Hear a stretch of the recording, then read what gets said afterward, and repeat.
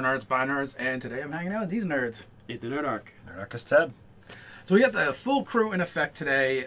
We are going to we have a winner to announce. We also want to talk about the Unearthed Arcana that dropped last week as well, or was it this week? I don't know. It all blurs together. It dropped at some point. So we have the Races of Ravnica. So do we want to dive straight into that? Do we want to kind of, chill and talk about what's going on first? Sure. What's going on, Ted?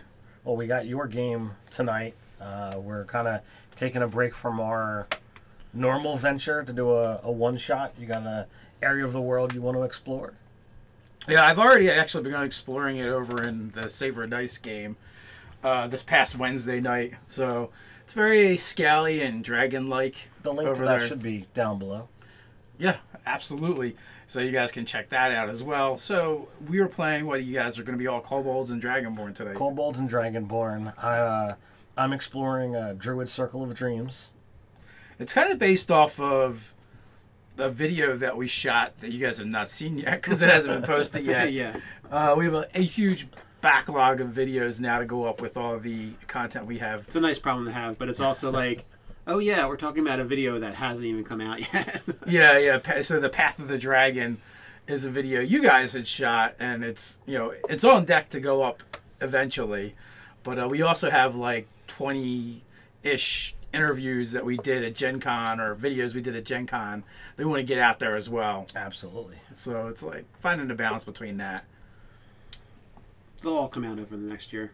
The next year. Yeah. I think the goal is to not be still releasing Gen Con footage. At next year's Gen Con? Next year's Gen Con, yeah. Also today, you made your Pathfinder playtest character. I did. I still have to assemble him. It's kind of like I've chosen what Lego bricks I'm going to use. I know, you still have to min-max it. Unlike me and Nate, just build our characters. We had a vision. We had a vision. We had a thespian vision. Believe me, there will be no min-maxing involved with this character. No, Ted, we need you. We actually need you to min-max, or we're gonna die. Well, I have not selected optimally for what I'm. I've got like straight 12s. Yeah, the burden of efficient and good characters is on you, my Well, didn't friend. you guys both say you have a 16?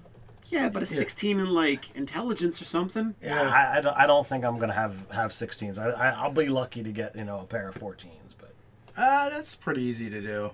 It's pretty easy to do. The problem with my character is the 12 dex, I think, is going to be an issue. If I have to throw bombs and be like, hey, you got a badger. Why don't you have this badger run this over there for me? I will be having a badger. So No, he's got to get the treat after. There's a fuse here.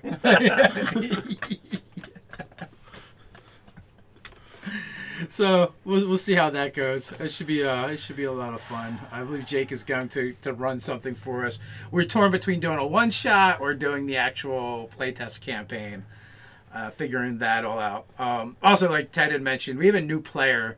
That's why we're doing the one shot tonight. So Mark's wife Allie is going to be joining us, and I'm like, you can't take someone who's played D&D one time 4 or 5 years ago and have them start at 16th, 17th level.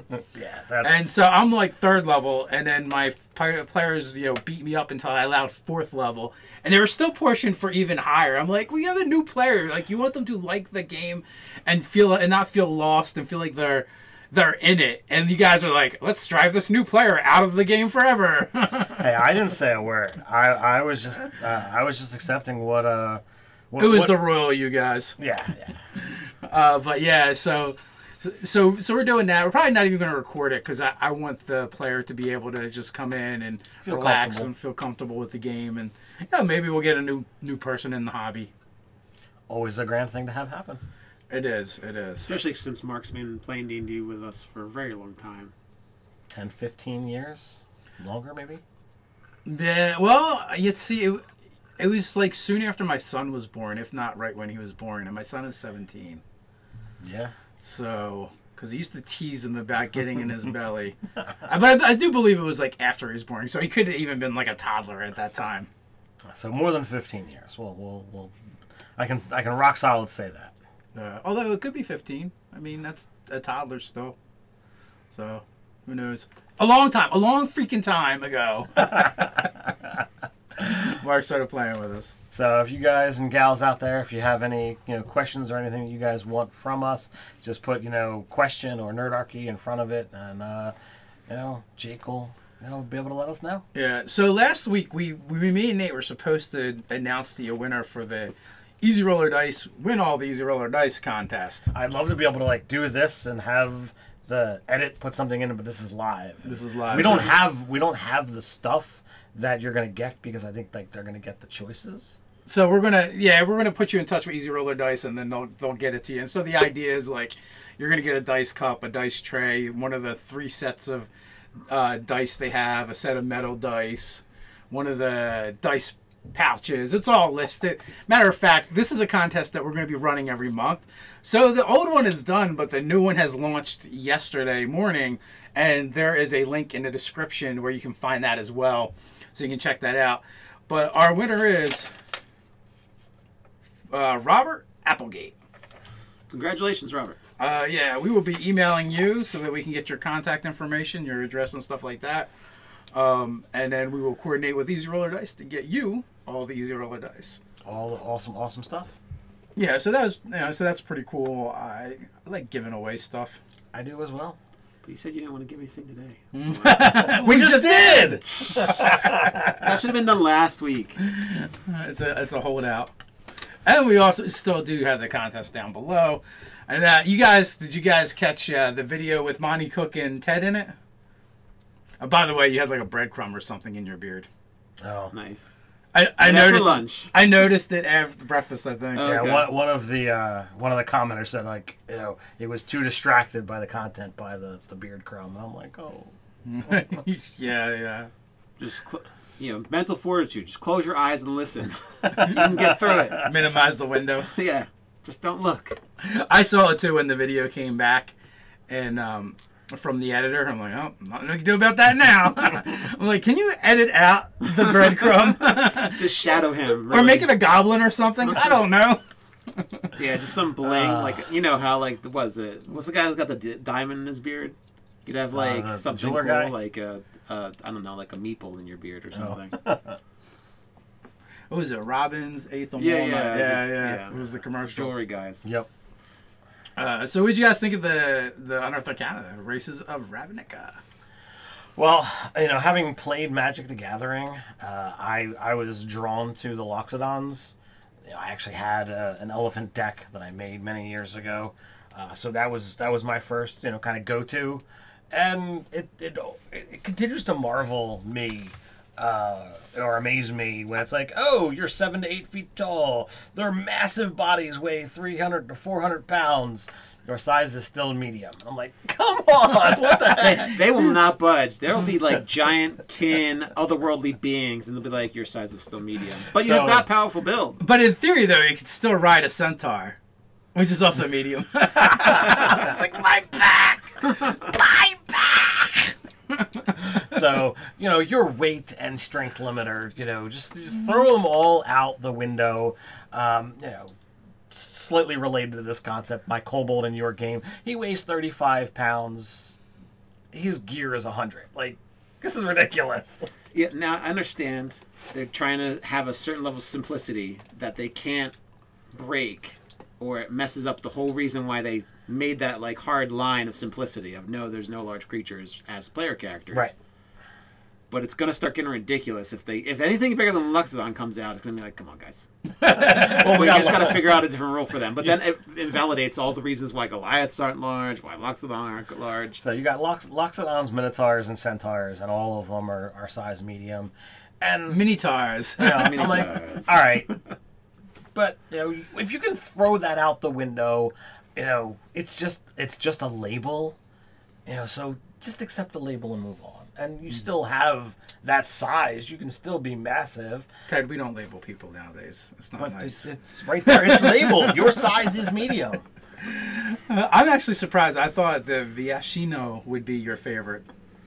That seemed more up your alley. I mean, they're all cool. They all come with a lot of cool abilities. I would happily play any of them. But I have a fondness towards the Loxodon from my Magic the Gathering days. I also like the Loxodon. So let's get into them, I guess. Let's dissect them like we do here on Nerdarchy. So let's see. We'll go right into the mechanics. I think that's where we really want to. All right. So Loxodons get a +2 to Con and a +1 to Wisdom. They live about 450 years. They're considered young until they reach the age of 60. So that's 390 years worth of adventuring that you can really play with. I think that's really cool. That they mature at the same rate as humans, though. Yeah. They're just considered youngins as far as they're. So like you have a 20. It's not like it's weird to have like an 18-year-old elf out in the wild because it's like, hey, you should still be back learning stuff or something. But for like Loxodons, it's like you could have a 20-year-old human and a 20-year-old Loxodon. They're considered like the same age of maturity, but they're still like kids. Racially, they're 60. Yeah. So like I dig that. That makes them stand out. They tend towards lawful good, so that's always a great thing to see for a race of like, hey, make a good guy. They're 7 or 8 feet tall, but they're medium and they weigh 300 to 400 pounds. Hey. They're big boned. As you would expect, they've got powerful builds, so they count as one size larger for determining carry capacity, and the weight you can drag, push, or lift, which is always cool. You got a base walking speed of 30. I might have had them move a little bit slower. Most things that are medium aren't going to be lower, but I would have gone to that more elephantile thing. And I don't know. They're like 7-8 foot tall, man. That's long legs. All right, I'm hung up on the 7-8 feet tall thing. Okay, so at my heaviest, I was easily in between 300 and 400 pounds, and I'm 6 feet, a little over 6 feet tall. So they had to be thinner than me. Like, and you don't have elephant ears or a trunk. Yeah. So, I don't know. I mean, they should be heavier. They should be heavier. They're just. I don't know why they didn't make them heavier. At 100 pounds. At least 100 pounds. So, maybe 200. If you want them like as wide as a dwarf, but 7-8 feet tall. If you want them to look like the Loxodons that are on the Magic cards. At 200 pounds. Yeah. But I'm just throwing that out there. I would have my Loxodon moving slower. Just saying. Just to have that more elephantile feel. Well, they're 7-8 feet tall, so they got to have a good amount of. I don't think elephants are slow, though. I think you should race an elephant. Elephants can get moving when they. Well, I bet what they do slow is stopping. They're probably horrible at cornering and stopping. But man, once they get going, man, those suckers book. Do you think that's against GoFundMe's? Have Ted race an elephant? Yeah. Can we get that to happen? So they're also very brave. They have advantage on saving throws against being frightened. They have natural armor, and they compute it the same way lizard men do. So it's like the same as like Dragonborn. I mean, not this is the first time they actually put the tip in there. AC calculations don't stack. Look, you mother effing munchkin, son of a gun. How many times we got to tell you? You formulate it one way only. That's it. We've been telling you since the PHB came out with Monk and the Draconic Sorcerer and since the Barbarian. Since you made your Barbarian, Monk, Dragon Sorcerer. Nothing has changed. But yes, before I realized that, I was one of those people who made a player character with a Monk, Dragonborn, Dragonborn. No, it's not Dragonborn. Monk, Barbarian, Dragon Sorcerer. So I'm seeing non-Circle of the Moon druids for the Loxodon. Yeah. Well, just on stats and what they get. Yeah. But their stuff ain't done yet. They still got a whole slew of other abilities. They get a proficiency in Mason's tools. They've got stone cutting themselves. Whenever you make a history check related to the origin of stonework, you're considered proficiency with the history skill and double your proficiency modifier. Instead of your normal, they have keen smell, so anything that is a wisdom perception or intelligence investigation checks that rely on smell, they get advantage. And then they speak, read, and write common. Yeah, they don't actually get an extra language. Almost everybody gets an extra language. Yeah, also, the thing that strikes me is that they don't mention the trunk at all after the fluff. Right, after all the flavor stuff. It literally says you can use it like fingers, you can use it for a snorkel, you can use it to hold stuff. It sounds like you probably wield a weapon with it, right? But once we get to the actual crunch mechanics, like it ceases to exist. Just keen smell. So, Yeah. So I've got a really big nose. So like I would totally be like, all right, you can hold an object with it. I wouldn't go so far as wanting to wield a weapon with my nose. That's just kind of weird. Yeah, you think they would just say you can use it as if it was a hand. No, because then it's like, all right, can I 2-weapon fighting and use a shield? No, Ted. All you have to do is say you can use it as a hand, but it's like it requires some kind of focus or understanding. Like you can't be like. Maybe the Loxodon jugglers can do that, but you know, a normal person is like, I'm specially trained to use my thieves' tools picks with my nostrils. Like that of an elephant, the Loxodon's trunk is a useful appendage that supplements the hands. In addition to providing keen sense of smell, the trunk can be used to lift and carry even heavy objects, and the 2 finger-like protrusions at the tip are capable of delicate manipulation. The trunk can be used to carry both food and liquid to the mouth, and even act as a snorkel. And also, like, elephants really do pick up big, heavy things with their trunk, like logs, you know, or swing other things around by it. That's how. I think it kind of combines with the powerful build aspect that they can lift a lot of stuff. Is that they can also use their. I just feel like if you get into it with the crunch, then people are going to ask that question. Can I wield 2 weapons? You absolutely. Well, you kind of can, but you still have to have the actions. See, if it was Pathfinder 2nd Edition, you'd have to use that action to use your shield, and that would fix the problem. But you know, and I'm glad that they didn't incorporate that, because I don't want to see somebody munchkining up. Yeah, but even with that, including in the mechanics, like it kind of just says it's another hand. Triple scimitars. That's what you want to. Well, you wouldn't have an action to be able to do anything with it. Yeah, you could just have it there. But there's no action to use a shield. So if the trunk holds the shield, I get that +2 to my AC. I'm doing 2-weapon fighting because I've got. Well, that's 2 totally hands. Weird. You would totally hold the other weapon with your trunk, and use the hand for the shield. Well, yeah, because why are you gonna put a shield up in front of your face? You can't see anything. You hold it here, and it just. Can you imagine when someone hits that and you got your nostrils stuck on it? That's gotta be some. That's gotta make you want to sneeze. I'd much rather hold the shield as this nice big wall as opposed to holding a weapon that somebody's swinging.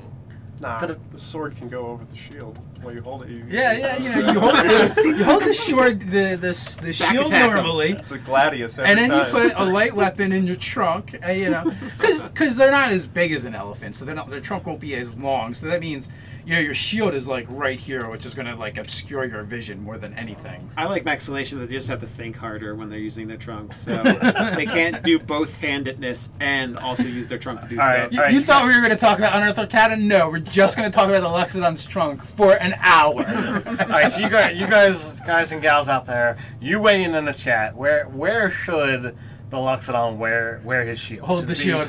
Offhand or trunk? Weigh in. You decide. Meanwhile, we're going to bypass this and we're going to move over to the Simic. I kind of want to argue about the trunk some more. So the Simic Hybrid, originally when I was playing Magic, I didn't recognize them as being hybrids of things. I just thought they were all like, it was like an order or a group of races or something that all hung out together. I don't remember the Simic at all from MTG. Me neither. Well, Not at all. So they get ability. Your Constitution increases by 2, and any other ability score your choice increases by 1. That makes sense. I mean, going with the fact that they're kind of hybrids, but they're all different. Yeah, I really like that particular build. Hybrids tend to be hardier than either the things that they come from. So boosting con, awesome, and then the floating 1 that you can put wherever. We only see that in the human, the half elf. So I kind of dig that. Then, their age is based off whatever they're a hybrid of, so you have that going on for them. What do we got? We got alignment. Interested in scientific research and standing of their guild and in moral or ethical questions. So it sounds like they're kind of like whatever neutral, whatever kind of alignment. It basically whoever you're working with, you kind of take on that aspect. Well, when you're scientific ethics, you're combining different creatures together to see what you get. I mean, I don't know. I don't think you can be lawful good as like a philosophy or a group on that. Well, normally, you didn't do it. It was done to you. Yeah. Oh, that's true. Yeah, it is. It's the other guys. The other guys. There's other guys. So your mad scientist. Your size is medium within the normal range of humanoid base race. So walking speed is 30 feet. They got dark vision. Here's where they get interesting, and that is with the animal enhancement. So you get one at first level, and then you can choose another animal enhancement at or second enhancement at 5th level. Which I like way better than making the powers a feat that you have to take at some point. Right. So you get Manta Glide, Nimble Climber, Underwater Adaptation, or your first level choices. So they're all pretty self-explanatory, except for the Mana Glide. That one can be a little bit confusing. It has nothing to do with water, actually. It has to do with gliding, though. You're gliding through the air. It's kind of cool and useful. So basically you got Death from a above. slow fall kind of thing. Well, it's really good because you subtract the first 100 feet from the fall. So that means you can just jump off something that's 100 feet. You just need to be a monk. Then we get Grappling Appendages, Carapace, that thing. Or Acid Spit. Yes, and languages they read, write, speak Common and Elvish. So these are kind of interesting. They're not. There's nothing here to debate like the trunk. It's. I don't think it's like an extremely powerful choice. It's a decent choice though. Nerdarchy Doug says that's the best choice. Which one? This Simic. Oh, out of everything. The Simic, yeah. Okay. Well, yeah, because he likes the sci-fi elements. I was thinking in about his Acid D&D. Spit because you can do that as an action, and it's like it doesn't have a. You can just do it all the time. It's like a cool cantrip from your mouth. Yeah, but at 17th level, you're doing 4d10 points of acid damage to somebody. You probably have something better you can do with your action. It's the And same. it's a save or nothing. Yeah. It's the same dilemma of the Dragonborn, where it's like, well, it sounds cool, but when like you start breaking down the game mechanics, it's like, you could have did something better. This is another one. When you're fighting trolls, though. Oh yeah, when there's Just knock them down and Hakalugi on them. basically that's it. They're troll slayers. So then we go to the Vedalken. So we start off, you got intelligence by 2 and wisdom by 1. So a very cerebral race. They mature at the same rate as humans, so they and are most expected to settle down into an adult life around the age of 40. But their lifespans are typically 350 to 500 years long. So another nice long-lived race that you can play around with. They're like space elves. But where, most things have been, pretty much on the good side, these guys are often lawful, and rarely evil. Sorry, I read that the other way. 6.5 feet tall, 200 pounds. Are these the guys that made the hybrids? I think so. Or are they? It's definitely not the other ones. So yeah, morals and ethics might not be something that they might be more leaning towards neutral, because experimenting on other races is probably not a great thing. Although they do experiment on their own as well. Well, okay, so they are looking towards making perfection. So maybe that's like I'm looking to make the world a better place. Well, the hybrids Even though are it's like the misguided. perfect soldiers. So that's what they were set out to do. So. So they have a walking speed of 30. They have dispassion. They have advantage on intelligence, wisdom, and charisma saving throws. I heard the internet cry about this one a bit. They're like, this is overpowered and broken. So it's like a little bit better than what the gnome gets, because the gnomes is limited to magic. This is any intelligence, wisdom, charisma saving throws. But see, I would challenge that, because there's certain things on paper that seem really broken or overpowered. But how many things are there that actually affect where you're making saving throws that aren't magic, that are intelligence, wisdom, or charisma? True. And there's not a huge amount of intelligence or charisma saving throws to begin with. And all the ones I know of are magic. Exactly. So I'm not sure that actually matters that much. I mean, maybe if you go through, you can find stuff. So like the thing that stands out with the wisdom would be like fear effects. So but a lot of times they tend to be magical in nature. I'd say out of 15 sessions, the gnome that's in my game has used it 3 times. Yeah. So it might have been 4 times had it not included magic. No, there was no time that they made a save that it was not magic, and one of these saves. So. But how am I supposed to fuel the ire of the internet if you can't collaborate? They'll still say something's wrong. I'm sorry if you guys are angry about this one. It's just there. Well, they don't get weapons. Those in the gnome get weapons, or am I thinking of something else? No, it's some other stuff. Yeah, but it's not weapons. These guys can't talk to animals. No, They don't have illusion. Missing some prime goodness here. So tireless precision, you're proficient in one of the following skills of your choice, and you get a quite an option. You got Arcana, History, Investigation, Medicine, Performance, or Sleight of Hand, and you're proficient with a tool set of choice. Oh, and it's also basically like you're blessed. You roll a d4 and add the number, roll Guidance. the checks. Yeah, It's like guidance. Oh, that's right. There Bless is- is for saves. Yeah, and Saves and attack rolls. attack rolls. Yeah. Yeah. So they always have guidance on when they use one of those skills that they have. So it's all right. It's not I crazy. I do dig that, and that that definitely does fit with what you were saying. Like, I would play this kind of character as well. I like the years ago I was all about the fighty fight. Now it's more about skills and interaction, and I would dig this. And also too, like if you pull it back a little bit to the ability score choices, right?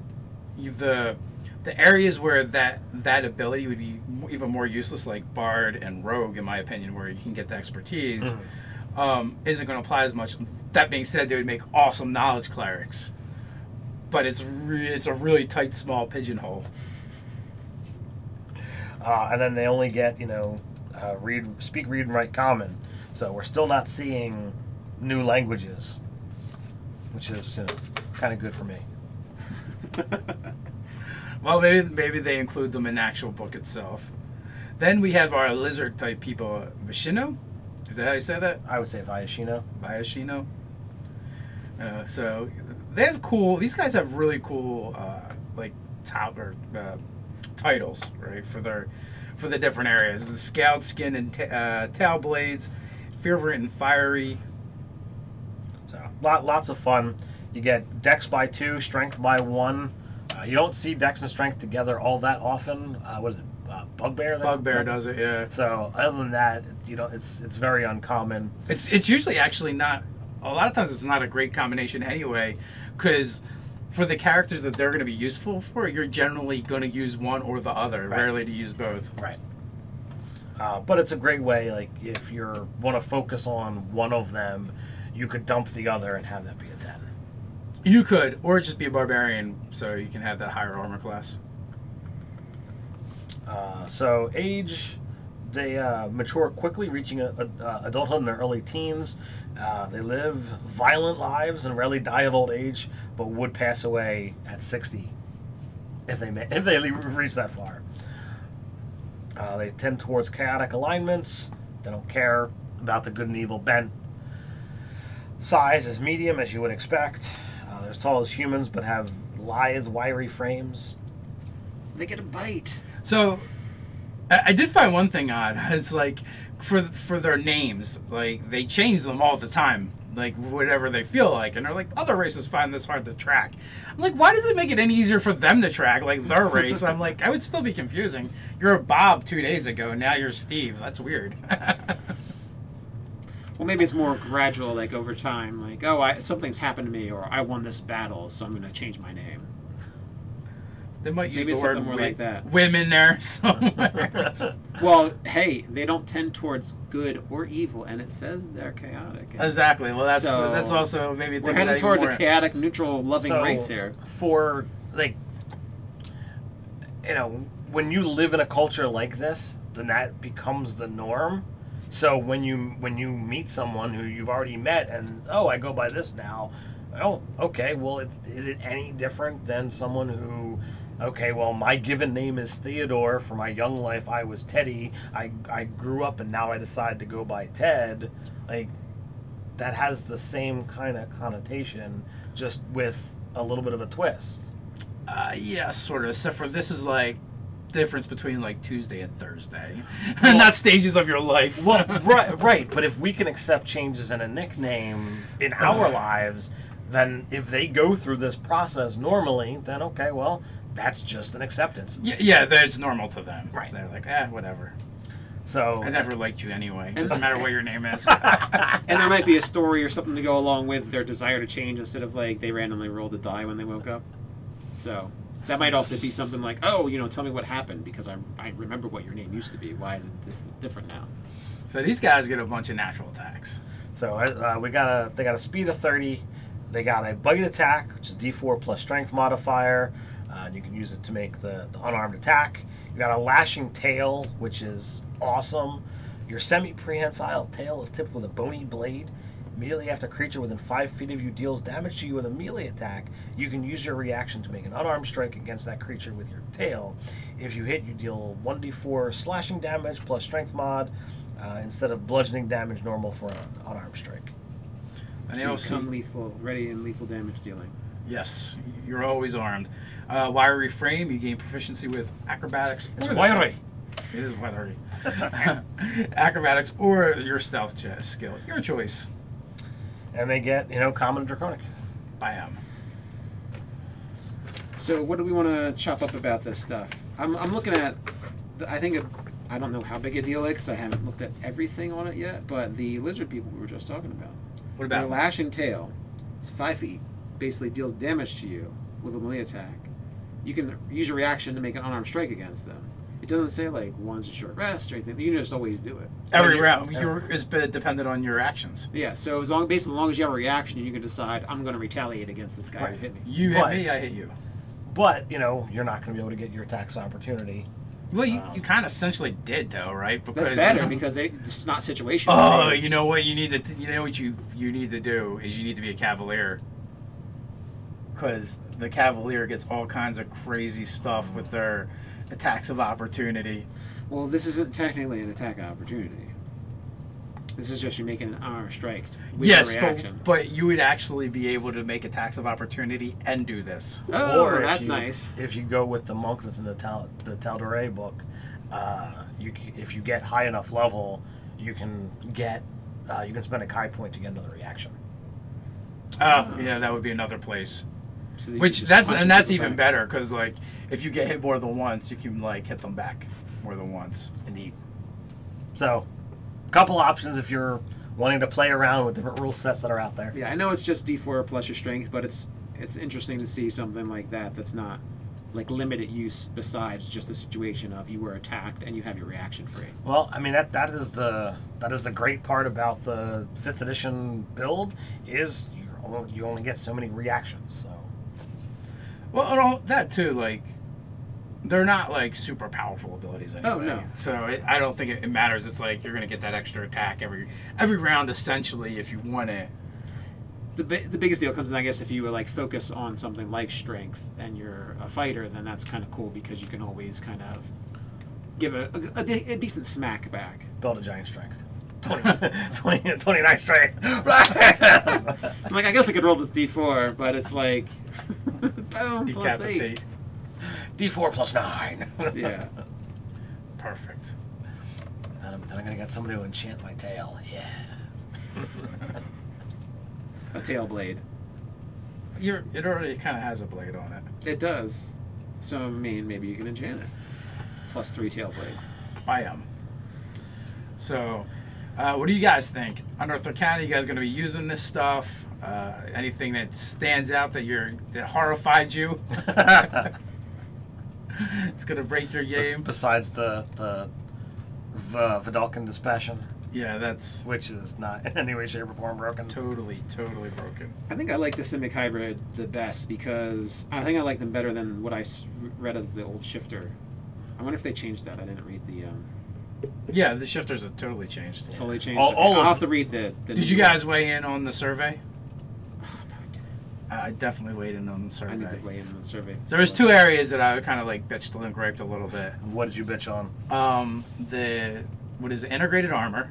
I think it's stupid that it changes after a long rest. Yeah, that was weird, and Keith himself said that he wasn't really like super thrilled with it, and that he does it differently in his game, right?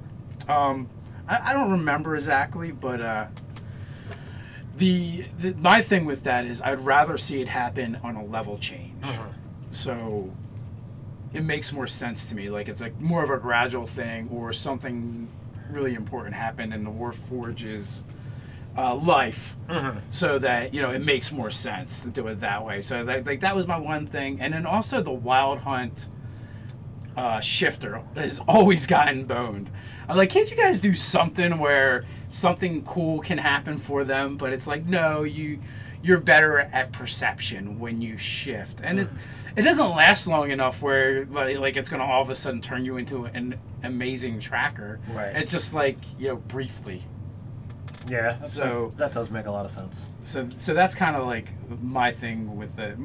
They were my two things for the survey. So get on that, Mike Morris. You know, I'm okay with the Warforged as is, because most Warforged aren't going to go through crazy changes with their body. Yeah, I think they put it in there for those rare things, and I agree with yourself that, you know, a training, you know, oh, I leveled up, so I'm spending some time to work on these new skills, and I slowly am able to make this happen. You know, or like maybe you could have put it in as Warforged components that are common. There's lots of different ways it could be done. Maybe they're envisioning it more of like a tinkering, like you're making constant adjustments to try out different combat maneuvers or modes of travel or whatever. So you don't have to change it. So you could just say it stays the same. Right. Oh yeah, you can. So yeah. So but you have the option after every long rest of changing it. So it's like, oh, we're doing a stealth mission tomorrow. I'm just going to chuck this heavy armor that I normally am and strip down to something that's not going to get disadvantage on my stealth checks. Right. That's my issue with it. Whereas if you do it over time, like you've leveled up per se, right? And now you've leveled up. You've done a long rest, and you've decided to take levels in Thief. And in theory, maybe you've been training to do that. So you've had your body modified to make it better for being stealthy, instead of I need to do it now. So I'm just going to switch it out. Or, you know, even if you're a rogue, right, you could be like, let's see, I think, although they do have requirements, right? I think they have the requirement of you have to have proficiency in that armor. Yes. Yeah, so, I mean, there's that. But, you know, it just gets a little sticky when you get into, like, multi-classing, I think. Okay. I think you nailed it on the head, that if you do it when you level, you make that change. It makes the most sense. Hopefully they will. Probably just did it because it was the easiest to do it on a long rest, because most abilities are long rest, and what happens if you're level 20? Yeah, you can never change it. Never, ever. Yeah, I don't agree with you guys. I think it's fine to change it whenever. Because you're not going to change it every time. Anyways. There's just going to be sometimes you will. Well, the other thing too is if you're going with like the Eberron lore, right? Like there's tons of lore already there. Like it's already been established that it's a certain way. There were instances where Warforged do change their armor. Yeah. But they were rare. They were prestige classes. Because there's like 2 prestige classes that would do it as well. So that you had to build up through like 5 to 10 levels of prestige class.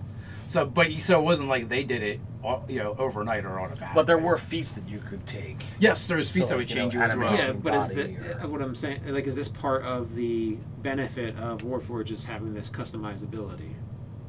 Like, well, yeah. Rather than, I mean, like in the original one, it was like +1 armor. You know, that was the big deal that they had for it, and like, well, they also get a lot of armor for what they get as well. So that would be the other thing that I would look at, because it's like your proficiency modifier actually builds into your armor class. So that's going to consistently go up and get better as well. That's why I feel like at milestones like leveling, it makes more sense, because it requires more effort and happens less often, as opposed to, what are we doing tomorrow? What should I wear? My plate mail or my leather armor, that's black. You know, which both are me. Yeah. Well, I mean, like Eberron, it's not like a ratchet set is going to be far off that you can't get. Like, there's going to be wrenches. You can just be like, here's my toolkit. I took off my heavy armor plates and I put the black leather plates on. But you're not taking anything off. Like, you're essentially a transformer, and I'm going to bring it into myself. And as opposed to the metal outside, I want the wood outside. Well, then they probably need to do a little bit more on the description aspect of it. I mean, like, just doing it how I said, how it's just basically like you altering objects or altering bits of yourself rather than transforming. I mean, I would like that if it was worded as, okay, you can install the plates, which essentially is, okay, I'm putting on the armor and it takes time to do that, or it takes time to doff it or take it off. I would be okay with that. Yeah, maybe a week instead of 8 hours. Which is what it is. Plus, my biggest thing is, like, there's so much lore that doesn't support that. It's right. Is the thing. It's not like they're making a new race. You said prestige classes, so that wouldn't be That wouldn't be for Yeah. what we got no. going on. What Dave is saying is the established lore in the novels and the previous Eberron rule books, Warforged did not just change easily. It wasn't like push button. It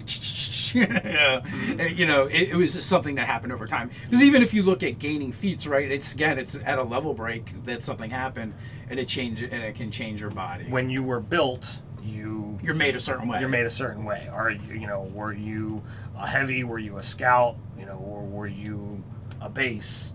And then you built from there. So they're getting close though. It's way closer than the first iteration they did at the very beginning of 5A. Well, I guess what I'm saying is that's kind of like the same thing with every other type of race in the book. Is like they're a certain way.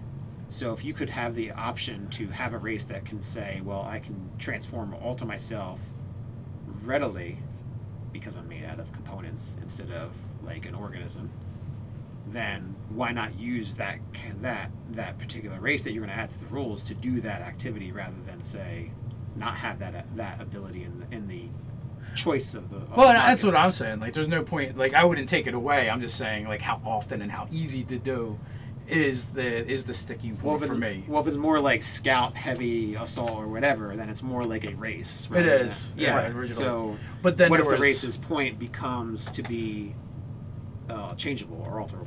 Well, it was. You had Warforged components that would do that, where you could like stick on an arm blade or wings or a tail or basically an AI unit. Then you also had feats, which you would change throughout your levels, and then you would also have prestige classes. Also, again, would change throughout your levels. So it was baked in. It just wasn't like, oh, you could do it on a whim. There was just more effort that had to be applied to do it. It would be different too, completely, if that's how the race was originally built. Because there is a race that can change all the time if they want to, and that's the changeling. right. They can alter their appearance however they want. Well, it's appearance. So, I mean, what does it do for them? Well, it's essentially like the sky self. Like they just that's like being a doppelganger, which is completely different than being like a mechanical man Being a transformer. that can alter themselves and change their body bits. Can I look like a truck today? But then, well, how long does it take to put on a blade on your arm? If it takes a week, then it's kind of useless for any type of combat. I know they're magic items, Yeah. Right. so I forget the exact amount of time, but it's like you just lose that use of your hand. Well, I'm saying I would rather see if you're going to have a mechanical man, not just be a mechanical man that's just built off the concept of. And aside from lore, I mean, Tieflings are no longer the Tieflings from previous editions anyway, lore-wise. In our world, they are. So what I'm saying is, it's cool to have a race that could do that rather than you're just basically like a dwarf except you're made of metal. I agree, and I see your point. And for those people that want to take it in that direction, then that's It's great. there. The UA is there. It's there. Well, so I would rather say that the permanent version of that would be that changeable thing rather than just to leave it the way it is, yeah. because that's how it is the changeable thing. Right. And I want to see a version of that, but not exactly the way it is. We'll see what they do when Eberron hits the streets. You could go with break it down into 3 distinct sub-races. You could go with again. It doesn't change the thing that you're losing the opportunity to do something really interesting and neat with a new race rather than just make 3 sub races. Or just I was saying everything else in the game has 2 or 3 sub races. Could go with your concept of they literally install or uninstall components to their body, and I like that method as well. Yeah, but it's also not a new race either. Like what you're saying would make more sense if it was truly a new race, and not a race being being brought back into the game. Right. So. Yes, and I know I'm probably gonna gripe about it whenever they do Dark Sun. If they do, there's gonna be things that are different about Dark Sun. I'm sure in 5th edition. Yeah, absolutely. That I might not like. I mean, Tri-Kreen are gonna get. If they even get included, they're going to be so neutered. It's not. Well, if it's ever there, and I'm weeping in the corner on camera, then they really hurt me with. They're going to. Tri-Kreen have to be powered down to be a significantly. Race. Yeah. Well, yeah, they had monster levels in. Well, I mean, right?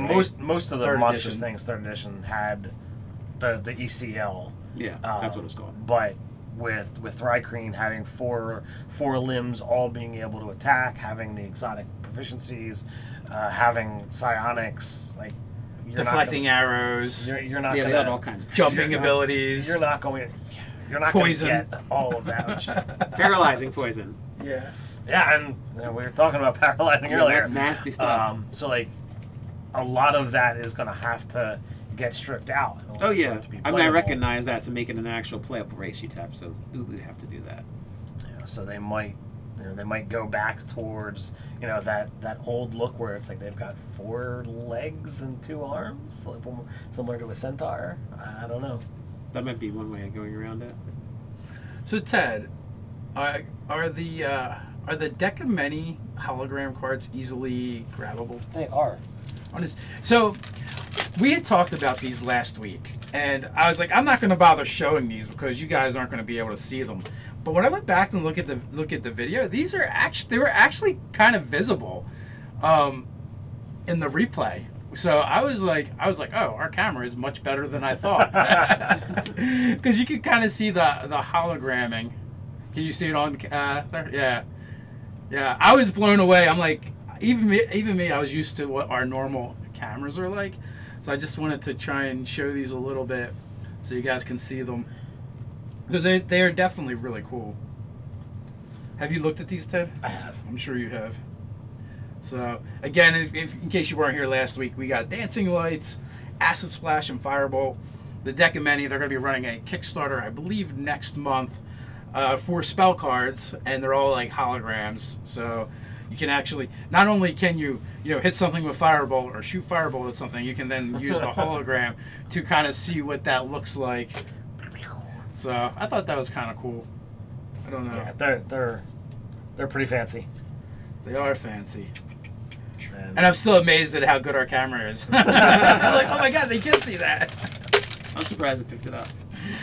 Yeah, because a lot of times we would hold things up to the camera and like, what is that? It's blurry. It's just a reflected glare. Yeah, pretty much. Sorry for the crinkling, guys. Crinkle, crinkle, crinkle. Well, I mean, we're not going to keep those. Those are going to go to somebody at some point in time, so I want them to keep them nice. Well, okay. No.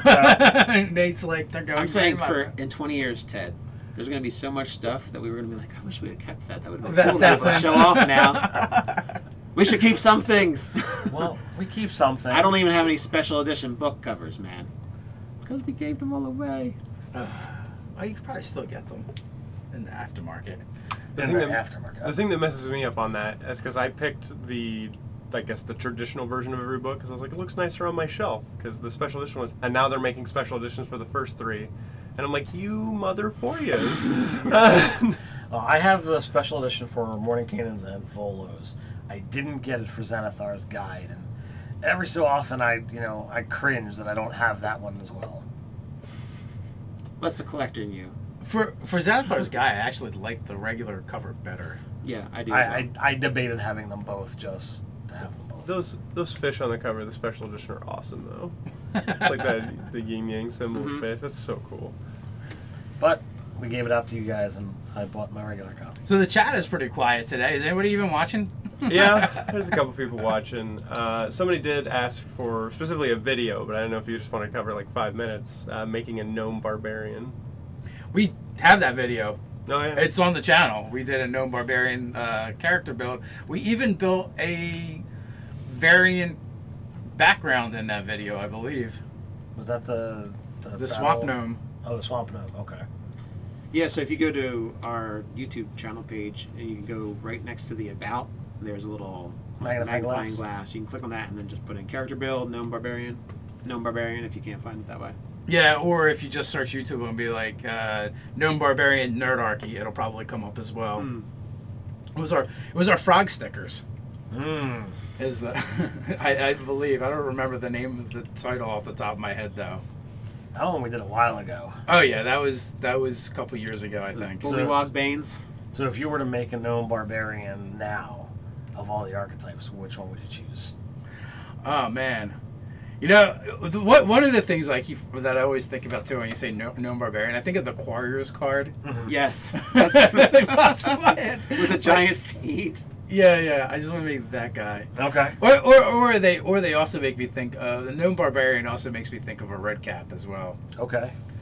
But yeah, man, it's hard not to be totem. I would go totem for that particular build. I'm not seeing any others that work out better to me than that. You know, the Ancestry one and the Zealot one are kind of cool. Berserker's garbage. I'm not a fan of the Berserker.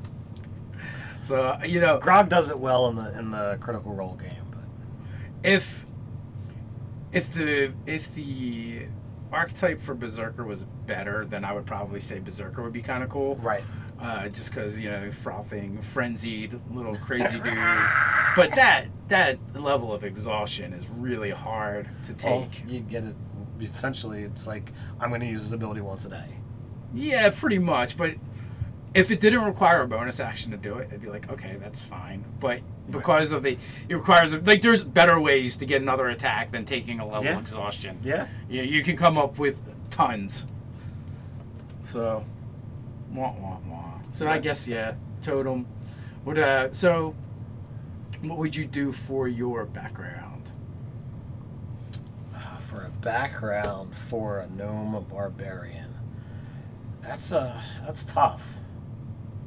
Yeah, since it's gnome, like I might want to go, guild artisan and have a trade to fall back on. He's just really angry. And, That's why he's a barbarian. any folk, Just get mad all the And the time. way you said to have something to fall back on, I'm like, well, if this barbarian thing doesn't work out, at least I can always be a gem cutter. well, like you're doing more than just fighting something. And it's like, all right, you've got that inner fire, and maybe you're not the frothing at the mouth barbarian as you enter a rage, but maybe you're you do it more of like the whirling dervish. So you actually go out there and you fight in a frenzy, but it's not a mental rage. Man, I feel that's more so for like elves and half elves and humans. Yeah, but I mean, I feel like. But for a gnome, I want him just fucking chewing on somebody's leg. I want to see him hanging like straight out, just chomping away on someone's kneecap.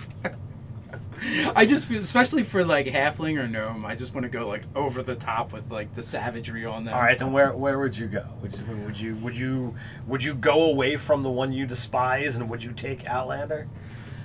Yeah, so that's like Outlander also is another one where it feels like you're going with it's like saying barbarian to me. Right. Is that one? Maybe hermit or urchin. See, I don't see like urchin and barbarian. I don't feel fit with a gnome. Like it just doesn't work for me. It's all about that urban barbarian, man. It's Just all about that urban barbarian. really mad, drunk, and surly. And just Parkouring through the... That feral through the child. place. I prefer the feral child. is where I'm going with So it. like you say feral, but like to me that means okay. Outlander. I was totally raised by animals. That works. Rats are animals. Rats are animals. Rats are animals. Yeah, but that's Outlander. It's urchin. You get a rat. You do technically get a mouse. Just be a really small one. Outlander works as well. I just like mixing and matching so that they're like different. Like So like if you want to go crazy, like then maybe it was a sage and he read something wrong and it twisted his brain and now he's not right and he's out there to try and fix whatever it was that he did or was done to him. Like if you want to go crazy, that's where I'm gonna go. I want the Outlander variant that's like raised by apes. That's what I want. Well, one of the things was like you were raised by wolves. Like You you just changed wolves to apes and there you go. Yep. I'd go the sage route. The sage route. Yeah. Raised by arboreal stranglers. Yeah, because maybe not he's raised from... by Doombats. Maybe Raised by Doombats. he's just a regular gnome guy. He just What has is that special from? powers. What Doombats? Raised from Doombats. Oh no, It's he's just fifth edition foes. Yeah. Fifth edition foes is Jake's go-to, and he loves Doombats. So. I do. You will fight Doombats. There must be Doombats. As long as they're not Doombots, we'll be fine. What about Doom Bunnies? Doom bunnies? Yes. Even that's better than a Doombot. Okay. Because that means Doom is involved somewhere. It's not good. Just not personally involved.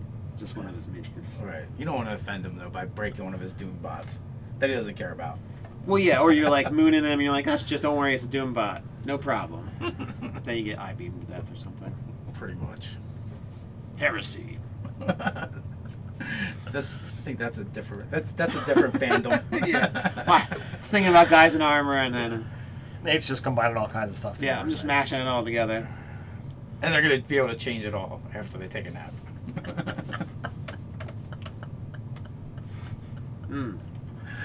Yeah, sounds good.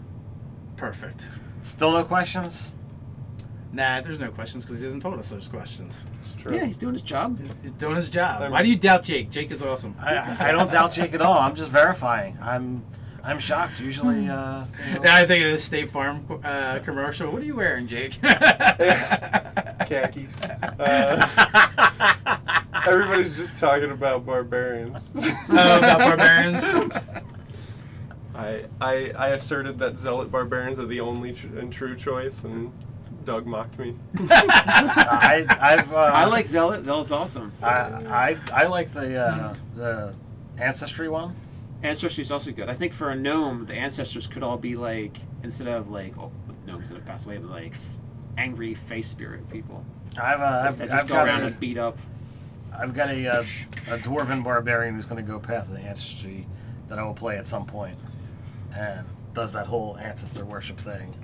I guess technically there was a question from earlier, which was, what makes Tieflings different in 5th edition than they were previously? They weren't a true race previously. The idea was they were plain touched, and somewheres in your past or in your genealogy, your history, your family history, someone did the nasty with a dark power. So every once in a while, from here on out, you'll get a tiefling. Where now it's just like this. What is it? Tieflings beget tieflings beget tieflings. You know, it's a long time. What were they, cursed or something? I forget. Yeah, now it was a pact, right? They made with like Asmodeus or something. Right. One civilization, and now everyone that was derived from that civilization are tieflings. The only thing that I like from the current lore is that, like, at puberty you can begin seeing the manifestations. Whereas, they're mutants. They're all mutants. I like that because it's like, okay, I am a normal human until poof, all of a sudden, rawr. Do you notice changes in your body? Do you have horns where there were no horns before? Did you suddenly grow a tail?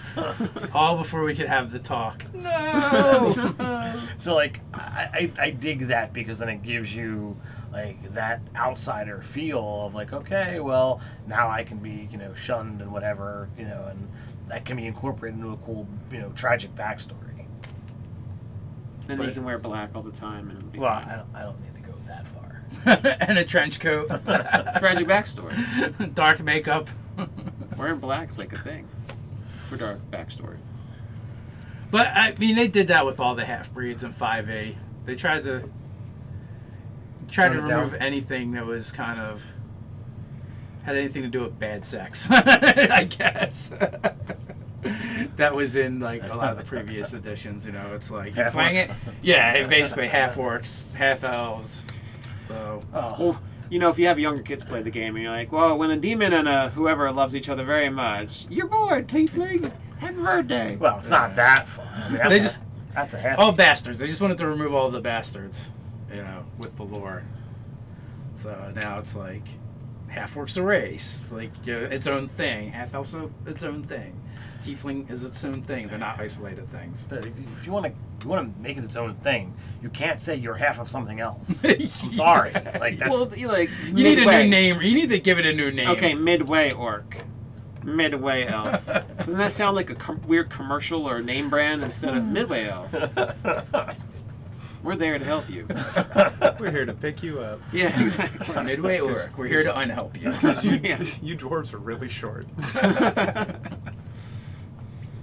All right. We are closing in to the final minute. The final minute, huh? So I would, if you want to make it its own thing, give it its own name, but you can't say half and expect it to not be half of the two things. Yeah, if you want it to be a true race, you should probably give it its own name. Like Tiefling would be. Oh, wait a minute. They doesn't Lord of the Rings? They have a name for the half elves, right? Probably they named everything. I just don't remember what it was called. It's been a while. Their names for things had names for Someone in the things. chat knows. Yeah, They're I won't gonna go say. into it, but that's one of my big pet peeves with all the new races is like everybody has common names in the player's handbook of like dwarf, elf. Those are like the common names, but all the new races like tabaxi and all this stuff. That's not that's like their word for it. Cat people. Yeah, it's like should be cat folk or whatever. They don't like. What's with that? Nobody uses like even tiefling. That's not their true. They're lings. At least the Dragonborn makes sense. Yeah, but even then, that's the common word for it. Then probably in Draconic, it would be a different term. Sure. But dwarf probably wouldn't be dwarf in Draconic either. Exactly. That's why you use the common. For Short and everything, tough to chew. Like, but Stubborn as all get out. indigestion. Why is the name for dwarf and indigestion? This seems so similar. Oh. Digestion and hairballs. They're all very kind of linked together there. So we kind of had a weird and twisted live chat today with apparently very little Interaction. We stayed on topic for a good half hour. The consensus was trunk. Trunk. Yes. Yes! I am the victor. I did keep a tally. You guys, It almost never you happens. can play but the thank you. game however wrong Yeah, way you I'm want. gonna say they are wrong, but that was the consensus. Well, thank you guys for siding with me, even if Dave says we're wrong. You're all wrong. My big question is, can he pick his nose with his own trunk thingies? I don't think so. I don't Does he think have so to use his either. fingers? It depends. Like it's like an earlobe thing. If it's long enough, like if you have a distended trunk flange. Because, I mean, they're useless if you can't get obstructions out of that trunk, man. You'd have to use your finger, and their fingers are probably really fat, so they So probably, it probably can't. still hurts. It's like, They can't even use that. Probably they're just bone. They have to get like a straw or stick. something. They just Yeah. gotta use water. Just suck up a bunch of water and fire. Oh it yeah, out. they do have that option. Oh, Like you can't really do that with yeah. your nose pretty yeah, it's like easily. a washing and cleaning right Yeah. there.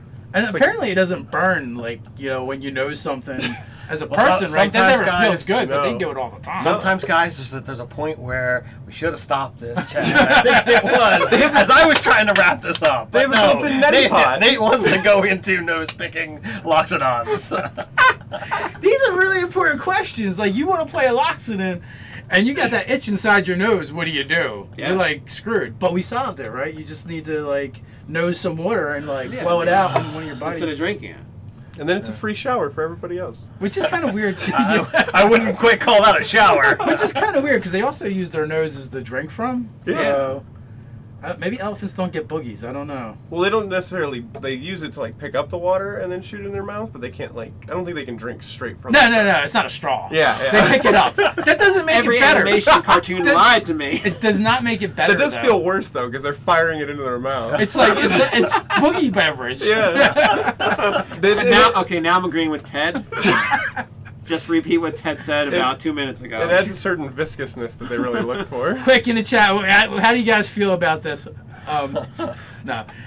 With that, we're going to wrap things up on that note. As Ted said, it went a little bit too long, too far. But I'm okay with that. But until next time, Stay nerdy.